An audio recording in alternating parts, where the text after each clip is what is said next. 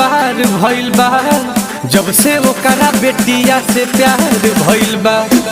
ओहू से बेलूरा हमार सार भइल बा, अब त साफा दुर्लभ दीदार भइल बा। हथियार भइल बा, जब से प्यार भइल बा।